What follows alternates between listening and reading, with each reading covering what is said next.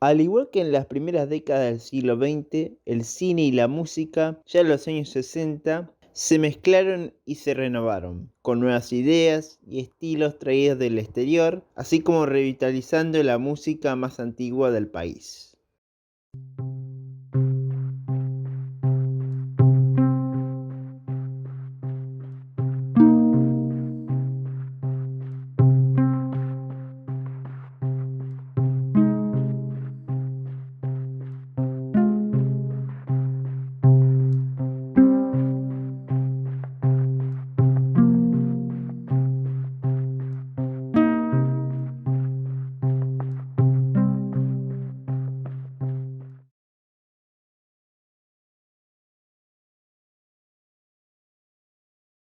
Durante las décadas de 1940 y 50, el cine y el tango entraban en una especie de declive, siendo reemplazados en principio por productos internacionales, cine de comedia mexicano. Asimismo, resurgieron los antiguos géneros musicales, que habían sido creados por los pueblos originarios y mezclados con la música europea y africana. Estamos hablando, sin duda alguna, de la música folclórica. Si bien al comienzo del siglo XX ya había empezado un resurgimiento del folclore con canciones de la samba de Vargas y películas como La Guerra Gaucha, fue ya en los años 50 que ocurrió un boom de este estilo musical. Primero con cantores como Antonio Tormo, seguido por Atahualpa Yupanqui, y ya para mediados de esa década empiezan a surgir grupos como los chalchaleros, que impusieron al grupo de 4 guitarras. En el caso de Yupanqui, sus letras están inspiradas en parte de su vida, así como los ritmos los tomó de las formas tradicionales musicales de cada región del país que visitó, y hoy en día es uno de los cánones del folclore. En los años 60 surgieron nuevas maneras de crear y tocar folclore, basándose a veces ya en las otras músicas latinoamericanas, como es el caso de los huancahuá,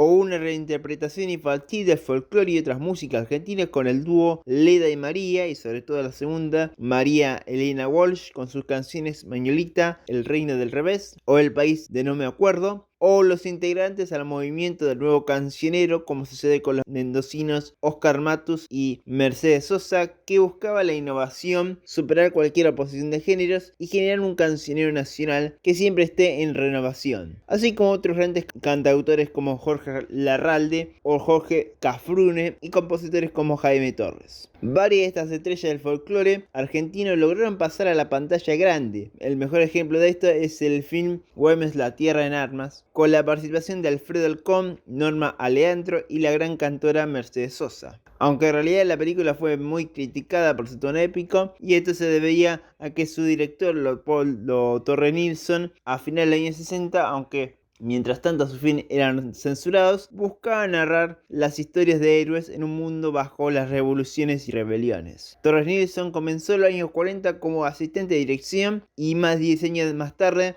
la crítica internacional empezó a considerarlo como uno de los mejores directores de esta generación. El propio crítico y cineasta Eric Romer opinó que el film La Casa del Ángel es la mejor película que ha llegado desde Sudamérica desde el comienzo del cine. Basándose en una historia escrita por la escritora Beatriz Guido, trata de una adolescente llamada Ana que vive con sus padres rodeada de un mundo religioso y severo y que poco a poco va a ir experimentando cambios en su vida. Sobre todo al conocer a un mujeriego que antes de batirse a duelo con un enemigo, él va a violar a la propia Ana. Este film es parte de uno de los periodos más fecundos e importantes de la carrera de Leopoldo Torres Nilsson, cuyos personajes son jóvenes buscando su libertad y que experimentan su transición hacia la adultez. Otra de las películas de esta etapa es sin duda alguna La Terraza, en la que un grupo de chicos y chicas que deciden tomar la terraza de un importante edificio del barrio de Recoleta, lo cual provoca el enojo del dueño, los mozos y sirvientes, así como sus padres, con la actuación de Graciela Borges y Leonardo Fabio. Estos jóvenes se enfrentan tanto a sus mayores como entre ellos mismos, y aparecen algunos temas como la política y economía de la época o el tema tabú de la homosexualidad. No obstante, Torres Nilsson no fue el único gran director de estos años. A principios de los años 60 aparecieron otros como José Martínez Suárez, con obras como Dar la cara, que es una gran narración coral sobre tres amigos que acaban de dejar el ejército, que toman diferentes caminos, que viven en la gran ciudad y que denuncia varios crímenes en los ámbitos de donde estos hombres trabajan. El director Martínez Suárez le da al film un aspecto naturalista y está inspirado en una novela de David Viñas. Ese mismo año también se estrena La cifra en par de Manuel Antin, una de las primeras adaptaciones de un cuento de Julio Cortázar y que fue filmada en París, en la que una pareja que vive en la capital francesa empieza a sentirse amenazada por una figura fantasmal similar a la del hermano muerto del marido. Todo empeora cuando la madre de este último le escribe diciendo que ha hablado con su otro hijo. A todo eso, Antin le agrega voces en off y un tono fantástico casi mortuorio. Y al igual que Torres Nilsson, Antin también adaptó grandes cuentos y novelas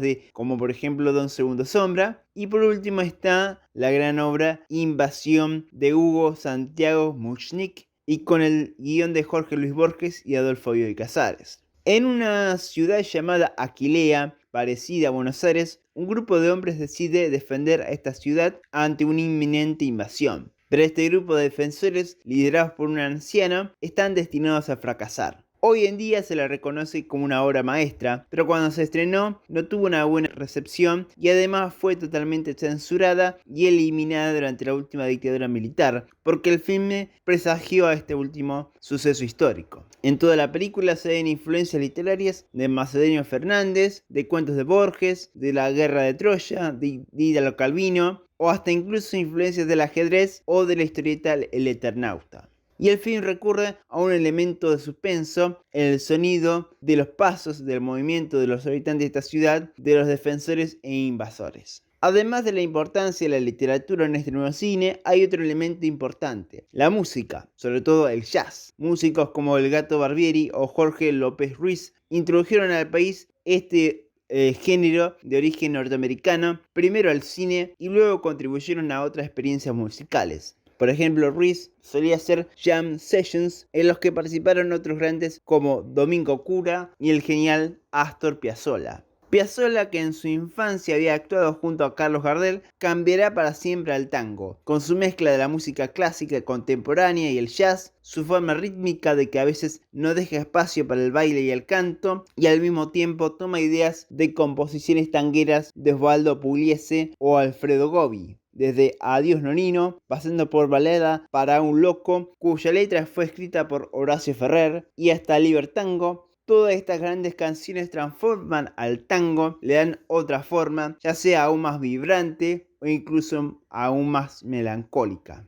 Esta idea de fusionar géneros es también esencial para entender la primera etapa del rock argentino, desde Los del Fuego, pasando por los Beatniks y Los Gatos, hasta Manal, Box Day y Almendra. Obviamente estos grupos traían las últimas tendencias musicales de Estados Unidos y Gran Bretaña, pero desde la balsa ya se percibe esa mezcla del rock psicodélico de la bossa nova y el tango, así como las letras serán cada vez más experimentales y poéticas, y en el caso del cine se adaptará más obras literarias o tendrá un rol más cercano a la política, todo esto en la década de los 70.